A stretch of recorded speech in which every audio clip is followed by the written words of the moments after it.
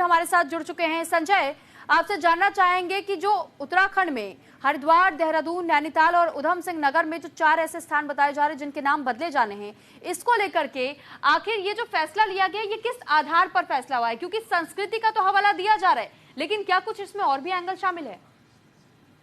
निश्चित तौर पर जिस तरह से उत्तर प्रदेश में मुगल शासकों के समय से कुछ नाम चल रहे थे उनमें परिवर्तन किया गया है और अब उत्तराखंड में भी जिस तरह से सीएम धामी ने घोषणा की है, अगर उत्तराखंड की बात की जाए तो उत्तराखंड के 4 जिलों में करीब 17 जगहों के नाम बदले गए हैं। सबसे ज्यादा नाम हरिद्वार में बदले गए हैं क्योंकि हरिद्वार के जो ब्लॉक थे उनके कहीं ना कहीं गाँव में कई ऐसे नाम थे जो पुराने समय से चलते आ रहे थे। हालांकि लोगों की जनभावना और भारतीय संस्कृति को ध्यान में रखते हुए इन नामों को बदलने का फैसला लिया गया है। अगर हरिद्वार की बात की जाए तो जिस तरह से हरिद्वार का आतफ नगर था अब देव नारायण नगर से जाना जाएगा और साथ ही साथ जो हरिद्वार का खानपुर था उसे कहीं ना कहीं श्री कृष्णपुर के नगर नाम से जाना जाएगा। और इसके अलावा अगर देहरादून की बात की जाए तो वहाँ जो मियाँवाला था उसको अब रामजी वाला के नाम से जाना जाएगा। यानी कई ऐसे गांव है, कई ऐसी रोड है जिनके नाम बदलकर रखे गए हैं क्योंकि यही कहना है लोगों की काफी समय से मांग थी। जो किसी गांव की या फिर किसी शहर की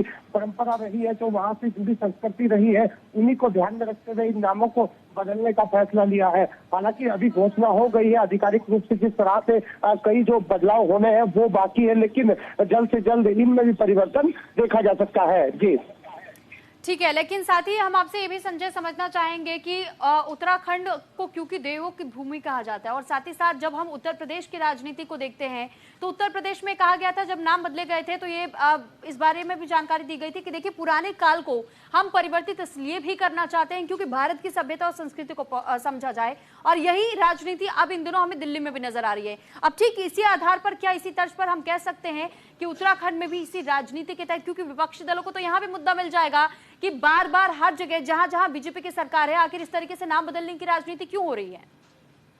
देखिए, विपक्ष की अगर बात की जाए तो विपक्ष कोई भी ऐसा मौका नहीं छोड़ता है जिसमें कहीं ना कहीं सरकार को ना घेरा जाए, और यही वजह है कि लगातार हम बीते लंबे समय से देख रहे थे कि कुछ गांव और शहरों से इस तरह का जिक्र आ रहा था। वहां के जो नेता है और जिम्मेदार लोग हैं उनका यही कहना था कि जिस गाँव की जो सभ्यता रही है, जो संस्कृति रही है, यानी जिस गाँव को पुराने समय से जाना जाता है, आतफ नगर की हम बात कर लेते हैं, वहाँ पे पुराने काल का एक मंदिर बना हुआ है देव नारायण,